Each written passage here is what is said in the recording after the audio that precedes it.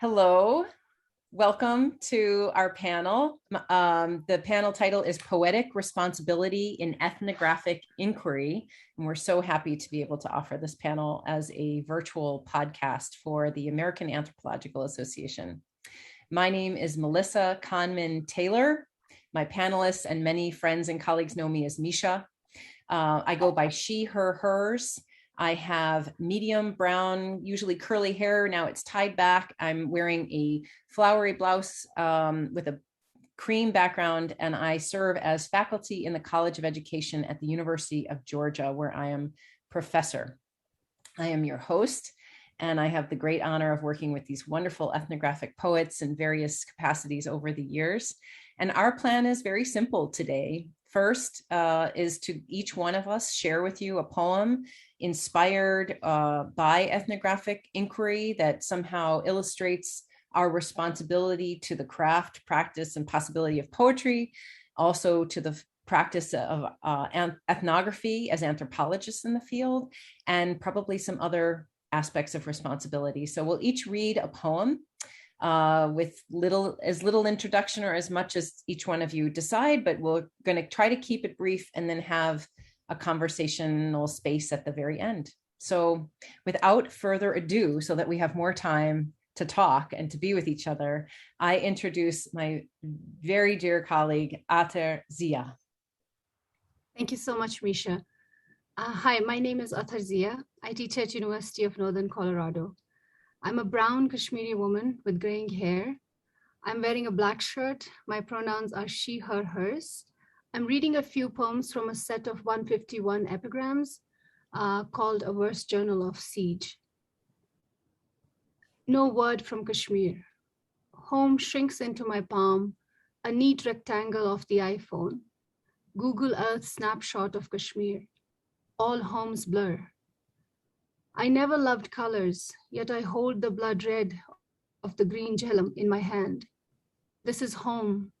Is this the closest I'll ever be to home? When I return, will all colors be still blood red? The jhelum forever khaki, my hate so overexposed, and my memory laden with names I must keep chanting, slogans I must keep raising.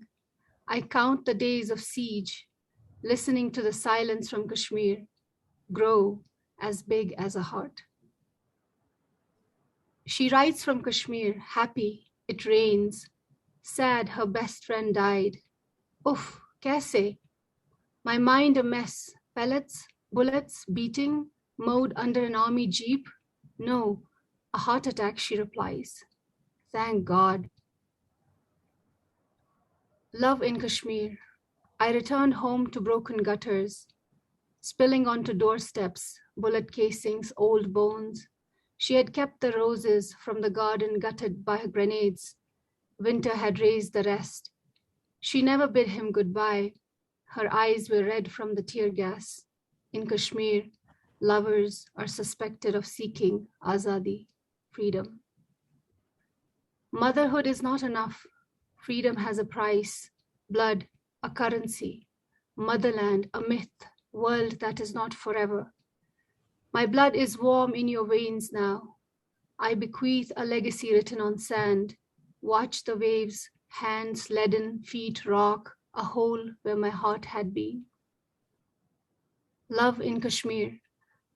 Don't bring any spice from our dinner Don't bring any spice from our last dinner together.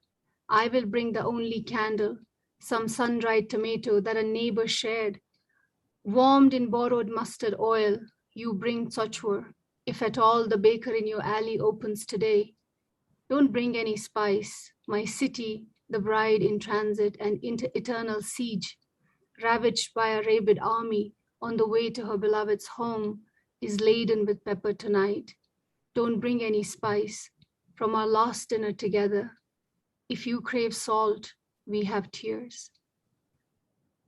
Next, we will hear from my co-panelist, Kojal. Thank you, Arthur. Yeah, hello everyone. My name is Kojal. I use she, her, hers pronouns, and I'm a Chinese woman with long black hair, and I'm wearing a gray cardigan today. I serve as a lecturer in teacher education at the University of Vermont. Okay, and today I share a short poem I wrote during the breakout of COVID. Quarantine. I'm sure he has forgotten how he'd quarantined peacefully in my womb for 9 months. Now we are quarantined with chicken flying, dog jumping in a womb-like home, waiting for rebirth. I tried to teach him to play fanhuasheng, a string game, just like he toyed the umbilical cord. But soon he asked again for swings and slides, the blue mushrooms that spray water, flamingos, guobao roll, crispy sweet and sour pork slices. What's wrong with all of them?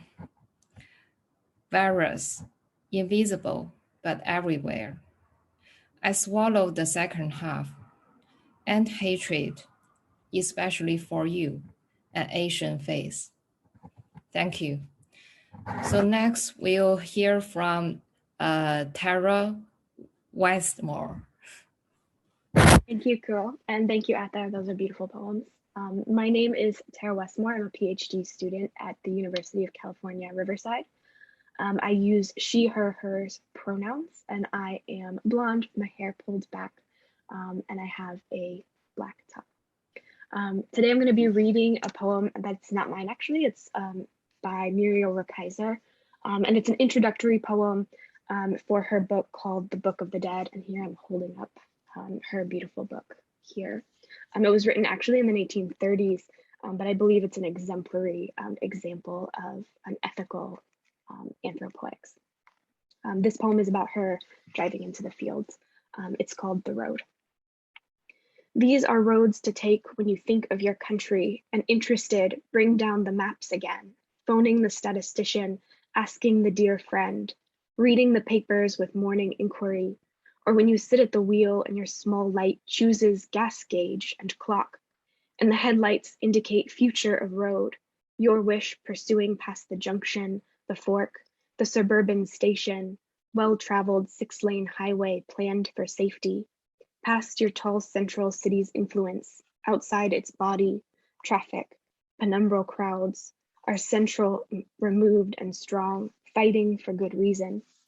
These roads will take you into your own country, select the mountains, follow rivers back, travel the passes, touch West Virginia where the Midland Trail leaves the Virginia Furnace, Iron Clifton Forge, Covington Iron, goes down into the wealthy valley, resorts, the Chalk Hotel, Pillars and Fairway, Spa, White Sulphur Springs, Airport. Gay blank rich faces wishing to add history to ballrooms, tradition to the first tee. The simple mountains, sheer, dark graded with pine and the sudden weather, wet outbreak of spring, cross-cut by snow, wind at the hill's shoulder. The land is fierce here, steep, braced against snow, rivers and spring. King Cole Hotel, Lookout, and swinging the vicious bend, New River Gorge. Now the photographer unpacks camera and case, surveying the deep country, follows discovery, viewing on ground glass, an inverted image. John Marshall named the rock, Steep Pines, a drop he reckoned in 1812, called Marshall's Pillar, but later Hawk's Nest. Here is your road, tying you to its meanings, gorge, boulder, precipice, telescoped down the hard and stone green river, cutting fast and direct into town. Thank you. Next up, we have Adrienne Kusera. Go ahead. Thank you. Hello, everybody. My name is Adrienne Kusera, and I teach at St. Michael's College in Vermont. I am white. I go by the pronouns she, her, hers. And I'm sitting here with a yellow lab next to me. Hopefully you didn't hear at Lab Bark during Tara's poem. I have medium gray hair, brown eyes, and a blue floral dress that I'm wearing today. I'm going to be reading you a poem that I wrote when I was in South Sudan in a refugee camp, and I was struggling very much with what seems to be the uses, in quotes, of refugees. This poem is called War Metaphysics for a Sudanese Girl, and it's dedicated to Achik Arok Deng, who was, in a sense, she was the woman who I was trying to understand. I leave the camp unable to breathe. Me, Freud girl, after her interior. She, lost girl, after my purse. Her face, dark as eggplant. Her gaze, unpinnable, untraceable, floating, open, defying the gravity I was told keeps pain in place. Maybe trauma doesn't harden, packed tight as sediment at the bottom of her psyche, dry and cracked as the desert she crossed. Maybe memory doesn't stalk her with its bulging eyes. Once inside the body, does war move up or down? Maybe the body pisses it out. Maybe it dissipates like sweat and fog under the heat of yet another colonial god. In America, we say, tell us your story, lost girl. You'll feel lighter. It's the memories you must expel, the bumpy ones, the tortures, the rapes, the burnt huts. So Achik brings forth all the war she can muster, and the doctors lay it on a table like a stillbirth and pick through the sharpest details, bombs, glass, machetes, and because she wants to please them, she coughs up more and more, dutifully emptying the sticky war like any grateful lost girl in America should when faced with a flock of white coats. This is how it goes at the trauma center. All day, the hot poultice of talk therapy coaxing out the infection. At night, her host family trying not to gawk, their veins pumping neon fascination. Deep in the suburbs, her life flavoring dull white lives, spicing up supper, really. Each lost girl, a bouillon cube of horror. I would love to now turn it over to Melissa Cahnmann-Taylor, who I know as Misha. Thank you so much. Were you reading from your book? Yes. You want to show it? Just so that, everyone's been so quick. Oh, look at that beautiful book, Refuge, with its gold on top and a tree that must be, is it from Sudan? The image? It's refugees living under a tree. Yeah. Yeah. Wow. Beautiful. Thank you so much. Yeah, I met you through your book, your first book, and it's so nice to keep meeting you through poems and books. I'll show mine. I'm not going to read from it in perfect tense. This is the first ethnographic book. I hope there's a second. Everyone has gone way under time, so we'll have panelists be thinking of what you might want to add, or I'm really fond of many podcasts, but my favorite one is Poetry Unbound, which is hosted by Padraig Otuma. I don't know if you know that poem series. It's from NPR, and I highly recommend it. He always reads poems twice, first, and then he talks about it, and then he reads it again. So if their opportunity arises, maybe we could either find the link to the poem we read, or read a section of it again for listeners to take in again. My poem is a very new, raw poem. I hope it seems to have some promise, because it was just accepted by the poetry editor of a very important magazine to me, but it's on hold to see if the whole magazine will take it, because it might be too political. So it's a poem that is in response to the May 2021 I didn't plan my words well, but the outbreak of violence yet again between Israelis and Palestinian people that also corresponded with an uptick in excessive anti-Semitic sentiment, and a statement by the Middle East section of Anthropology that felt a bit one-sided. I'm very much in support of Palestinian people and anti-violence from the Israeli government. And I'm worried about the discourse in our own anthropology community. And that gave me the ethical and poetic responsibility to look at my own discourses, my own propaganda as a Jewish American woman raised in the United States. And so I needed space and time. I turned to the model poem by Wallace Stevens, 13 Ways of Looking at a Blackbird.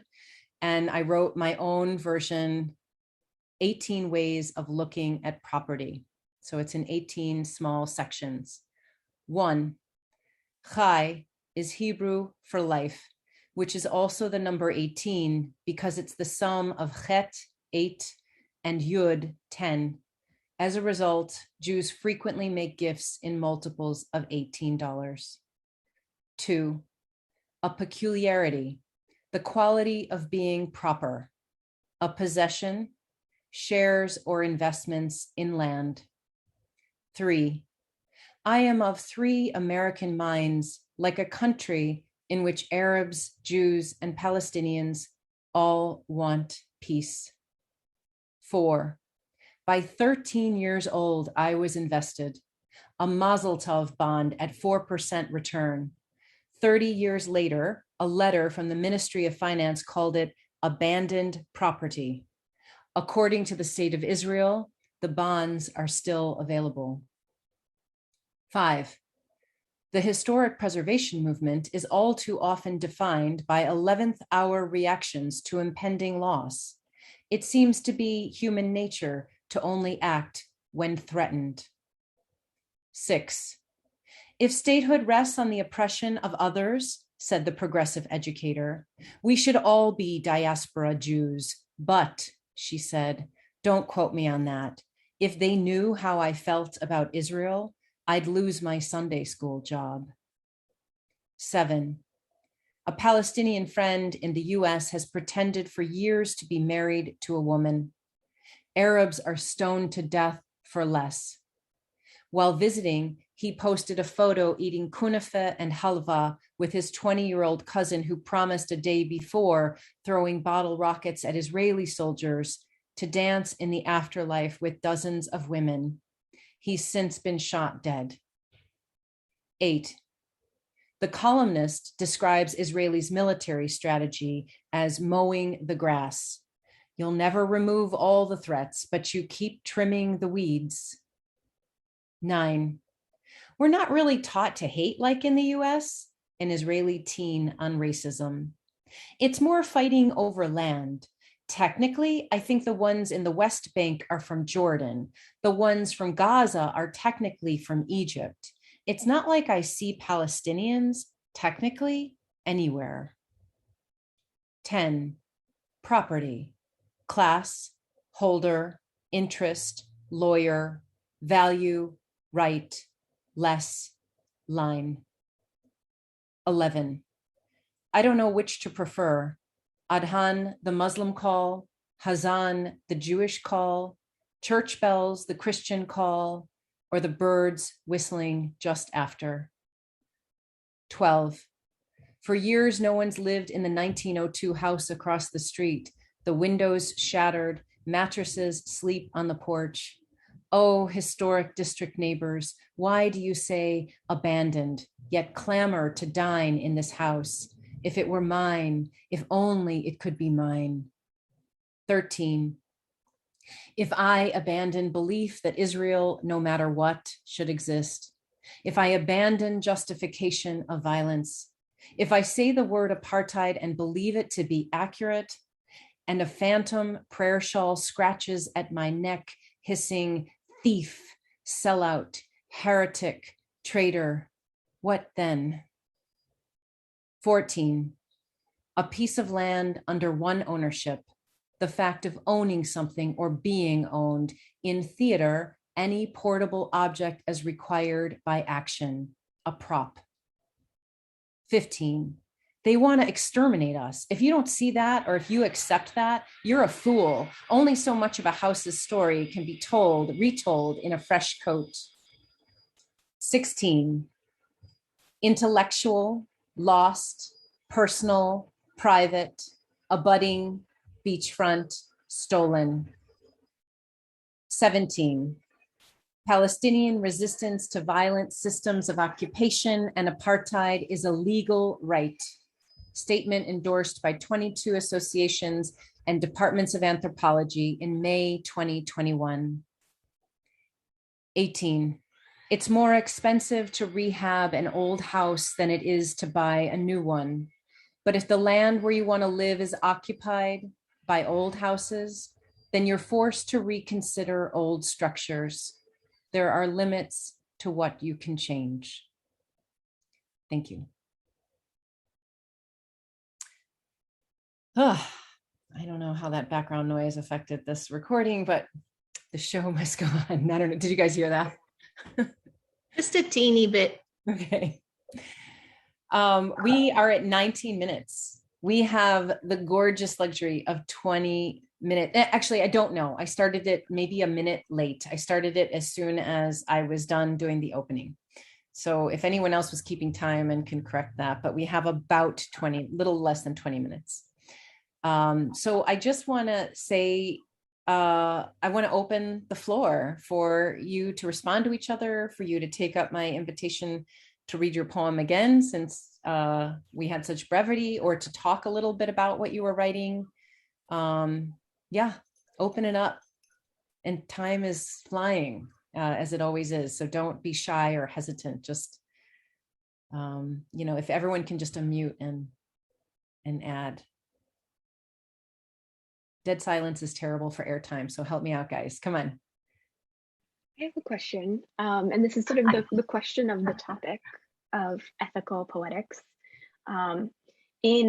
Situated in anthropology, what does an ethical ethnopoetry look like? Gorgeous question. Adrienne, Ather, Cool, myself, answer. Yes, Adri, you go on and then I'll follow you. I do think it's an ethical ethnopoetry. In some ways, really has to or can involve a very rigorous digging, a thick description of the self of the anthropologist, as well, kind of a rigorous look at the culture the anthropologist is coming from. In some ways, I just keep thinking, it strikes me that more than other poems perhaps that I write, there seems to be a bit more of a rigorous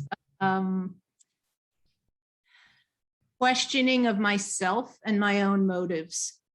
And, those can be brought on by culture and class, etc. But I do think there's a lot of room for that in an ethical ethnopoetry. Ater? Yes. So just following in, building on what you just said, our own positionality and self-reflexivity, the poems that I read, they come from a set of these poems that I began writing in 2019. On August 5th, actually August 4th, 2019, when the Indian government decided to take away militarily and unilaterally take away the autonomy of the state of Jammu and Kashmir, or Kashmir for short. As a Kashmiri anthropologist in the US, I've always been asking these questions of myself ever since I really began to come face to face with the history of First Nations. I felt like as a Kashmiri coming to United States, trying to think about Kashmir and narrativize Kashmir through Kashmiri's eyes. That's what anthropology does. It goes and talks to people who before haven't been able to say their thing and say their piece. And that's where anthropologists go. I thought this was the best place to come. And it also had this heart to allow me to use variety of genres to speak for what I needed to speak about, and train me not in being objective, but in how to be rigorously subjective while ethically talking about my positionality and all of that. But when as I finished my ethnography, and I fully realized that I was in someone else's nightmare in the settler colonial nation of the United States. So that's first. And the second was kind of documenting as an anthropologist Kashmir, and also thinking about my own positionality as a woman, Kashmiri woman in the US academia. And the other complication that was added is like, how open is the field to me now? Because as soon as you begin talking against the Indian government, you're not very welcome in Kashmir, or even if you are, there are many, many issues that can arise, and all of them are at risk to your life and property and everything else.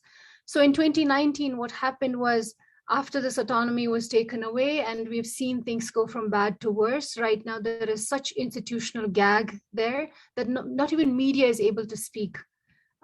They can't really report. That's basically what it's come to.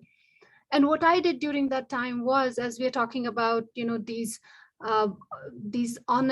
the honesties and of our own positionality, like as an ethnographer, what do I do when the field becomes closed to me? Because there was this time, almost 9-month period, when no one could really go to Kashmir. And then it was also folded into the pandemic lockdown, which means now the field is doubly closed. And during that time, I decided I really wanted to document it because I couldn't go there. The entire region was under a communication and a serious lockdown and siege. And then the pandemic lockdown. And that's when this set of epigrams, they kind of became accessible to me in a sense. And I began to document them each day. Now, when we talk about ethical responsibility of an ethnographer, as a Kashmiri woman, I feel like I used to kind of like think of it in a certain manner, like this is this ethical surfeit. When you go into the field, you're documenting, and it's almost like there is a wound in your body because you're a Kashmiri and you understand it in depth. But at the same time, you have to make other people understand this wound. So it's kind of like this double gaze that you have. But what happens when the field is closed to you, when you can't really be in the field and still have this ethical responsibility to document the field? And I think I'm in that mode right now, and I'm really fortunate that I'm doing ethnographic poetry, and this is accessible to me. And at this moment, many Kashmiri ethnographers are thinking, like, how do we even document Kashmir? When there are so many barricades that have been put around that people can't really document honestly the way they want to. So I think that's where I am. And I think that's where, other people can start talking about, because I don't have the answer to that, and I'm really looking. Cool. What do you have to answer? Yeah, I feel a form I really love while doing ethnographic poems is that I like writing personal poem in which the author speaks through a assumed voice, a dramatic monologue. And in writing those poems, you have to imagine that. You have to imagine an assumed voice, and you have to try to go into the inner world of a character, a person or an animal or object, whatever. Yeah, and in those occasions, you may have to sacrifice the small tissues for the larger tissues, which Cahnmann-Taylor said is the depth of feeling and music in the original situation. That is what the larger tissues means. So for the ethnic concern is, I think we really need to acknowledge our subjectivity. Yeah, always acknowledge it, and always I don't know how to put it. It's just we don't think what we said in the poem is the truth. And even though we use the exact words of our participants, and it cannot be fully true because we rearrange that and we chose the phrases and lines there. Yeah, that's some of my thoughts. Thank you. Beautiful. It's such a good question, Tara. Adrienne, did you want to respond?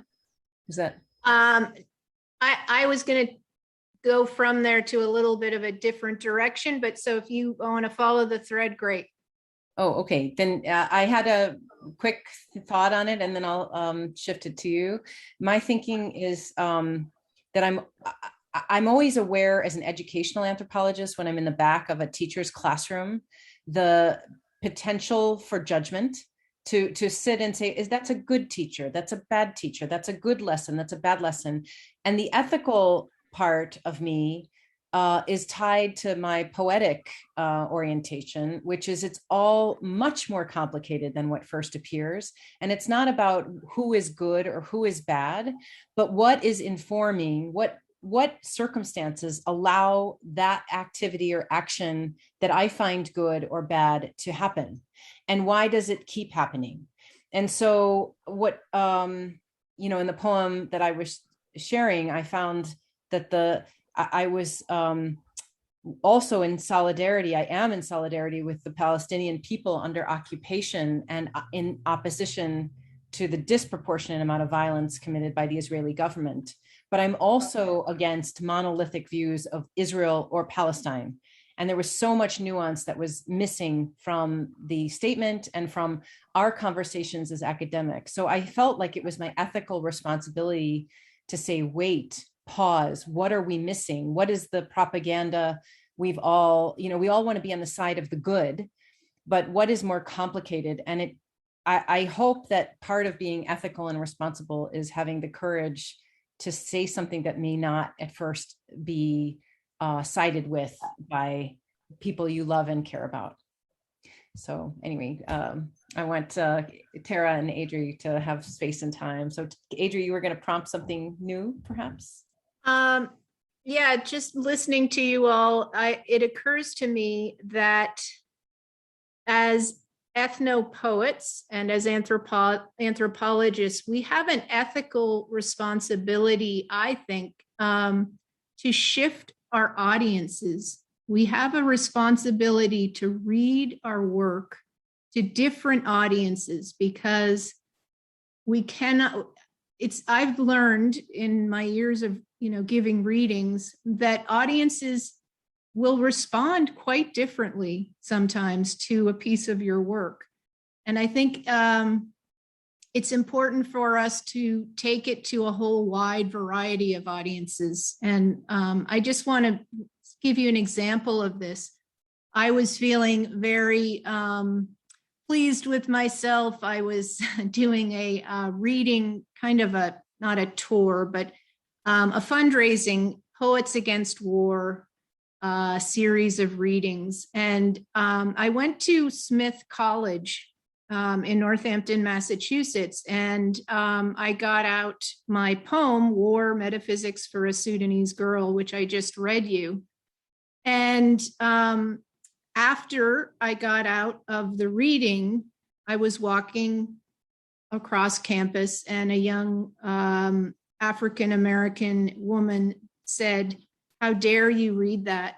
How dare you think in any way that you can understand what that woman was going through?" And she was extremely upset, extremely upset. And, so I do think that sometimes we have to ask ourselves, how do we get our ethnopoetry out into circles where we will get pushed and asked different questions than if we just keep it inside the academic arena. So, and then there's the whole question too of, isn't it, I think it's also our ethical duty to to talk in poems about violations of the scene, about awkward moments, about mistakes, about uncomfortable misunderstandings, stereotypes. So just wanted to add that. Tara, I want to give it back to you. You were the only one of us who took the assignment and invitation and read that gorgeous Muriel Rukeyser poem, which I did find online. It is titled The Road. And if you Google her name and that poem, you can find it. And I put it in the chat in case people with us can see it. I found it at a website called poetrynook.com. But I thought that was an interesting, responsible, and beautiful choice that you made. And I wondered if you would tell us a little bit more about it. Yeah, I've actually been thinking about this question of ethics, poetic, and the intersection between poetics and anthropology for quite some time. I think I'm in an interesting position where I actually got my MFA before I did my anthro, or am working on my anthro PhD. So coming into anthropology from that poetry background, I have a lot of questions that many professors sort of cock their head at a little bit. In poetry communities, a personae poem is like a big no-no in terms of speaking in the voice of somebody else.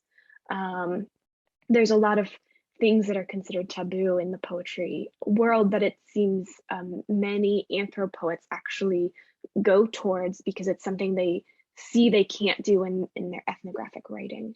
And I've been thinking about ethnography in general and ethics as well, in that in ethnographic texts we're required to cite and to involve a canon that is largely already problematic. So I'm wondering, is there a way that we could utilize poetry as a site to reject canonization, or as a site to explore the moment, the temporal moment of urgency, or of pure affect. But at the same time, as a white person who intends on studying where people have very different positionalities, how can I explore a place in that ethical way? I think it is something that I am really struggling with. And lately I haven't been turning to ethnographers. I've actually been turning to documentary poetics. Mark Nowak is a great one. Philip Metris, Muriel Rukeyser, I think, is the first documentary poetics individual. But people who do ethnographic work, they go through archives, they do interviews, and instead of writing their position of an interview, they'll lineate the interview and then cite it at the end of the text, where they don't put themselves in it. Or in Mark Nowak's beautiful book, Coal Mining Elementary, none of it is his own words. It's all a testimony and interviews, newspaper clippings, training manuals that he has lineated and curated a story for others. And then of course he cites that all at the end of the book. And I'm wondering if maybe that's how we do it. Maybe we give all of the voice to people who we study with, and not to necessarily ourselves or to our problematic canon, but to the people that we're going to talk to. I don't know. I've been thinking about this a lot, and I think poetry could potentially be a solution.